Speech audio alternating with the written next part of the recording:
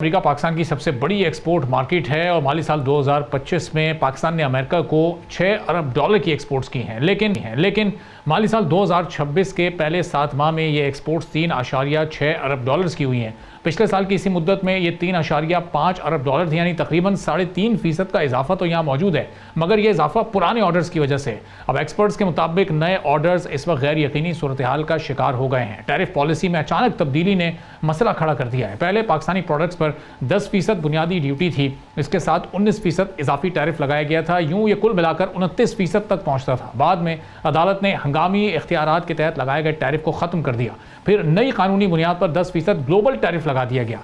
इस उतार चढ़ाव ने एक्सपोर्टर्स को कन्फ्यूजन में डाल दिया है।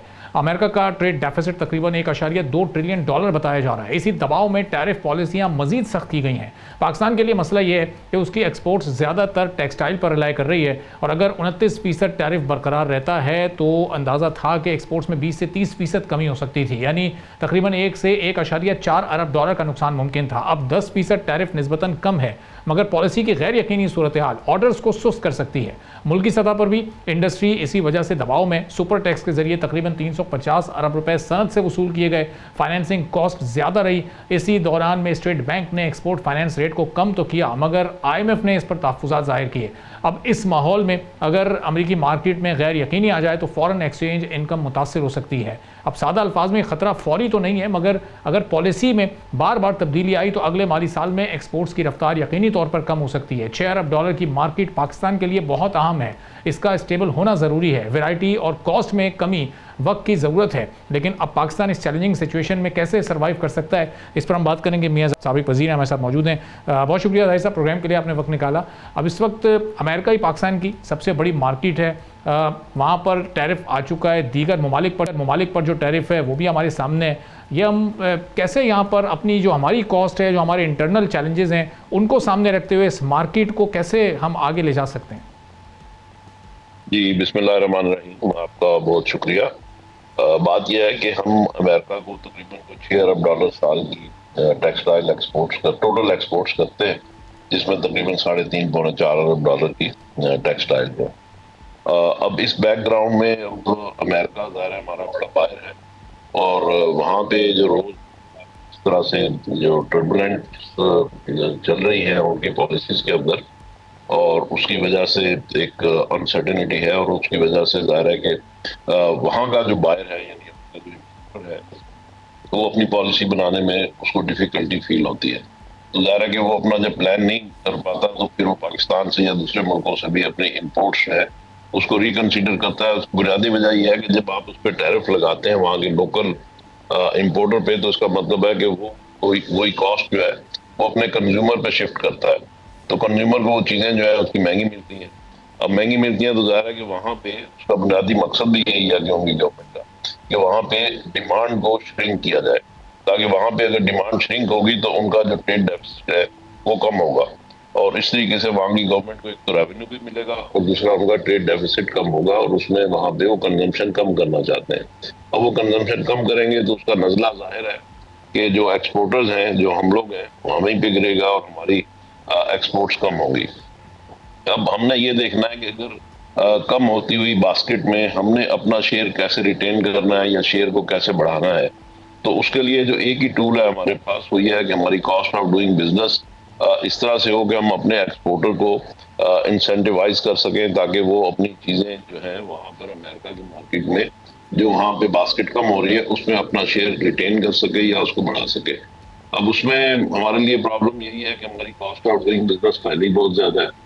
हमारे यहाँ बिजली की कीमतें ज़्यादा है, खुद का रेट ज़्यादा है, उसकी वजह से कॉस्ट ऑफ डूइंग बिजनेस ज़्यादा है। भी आपने खुद ही जिक्र किया कि तकरीबन 350 अरब रुपए गवर्नमेंट ने जो सुप्रीम कोर्ट के फैसले के नतीजे में सुपर टैक्स की रिकवरी भी करनी है या कर ली है या ऑन द वे है, तो ये भी इसके ज़ाहिर है कि इसमें जो हमारा जो कैपिटल है वो श्रिंक हो जाएगा, और बिजनेस कम्युनिटी के पास वो पैसे नहीं होंगे कि वो अपने बिजनेस को सर्विसिंग कर सके।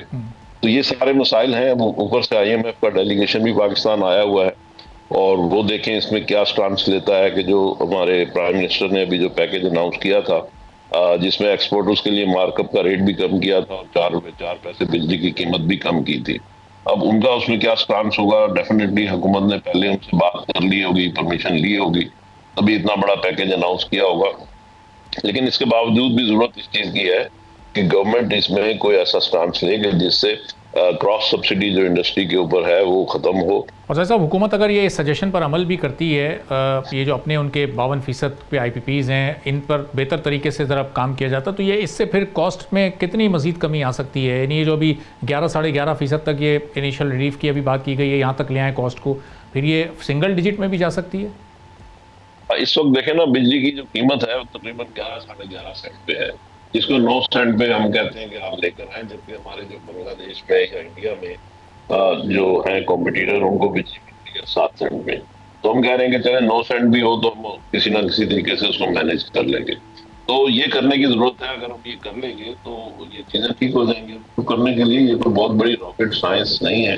आपको सिंपली जो IPPs की जो बिजली का है, उसको भी आपने बिजली की कीमतें अगर आप कम करेंगे तो आपकी बिजली की यूटिलाइजेशन भी बढ़ जाएगी। तो जो आप कैपेसिटी पेमेंट पे कर रहे हैं तो वो आपकी कम हो जाएगी।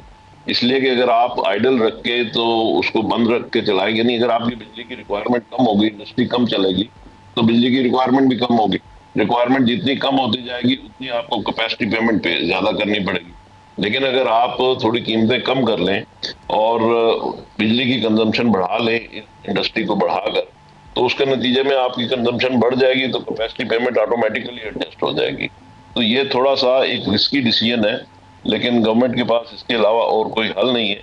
ये कारोबार में रिस्क लेने पड़ते हैं। यही हम चाहते हैं कि गवर्नमेंट कारोबार से निकले और हमें कारोबार करने दे, और इन चीजों को हम मैनेज कर लेंगे इंशाल्लाह। और इंटरनेशनल मार्केट में जिस जिस फील्ड में हमें आगे बढ़ने की जरूरत है, हमें चाहिए कि उस फील्ड में या उस कमोडिटी में या उस ट्रेड में हम बिजली की कीमतें कम करते चले जाएं और मुतलका ट्रेड को कहें कि जी आप मार्केट में अपनी जगह बनाएं।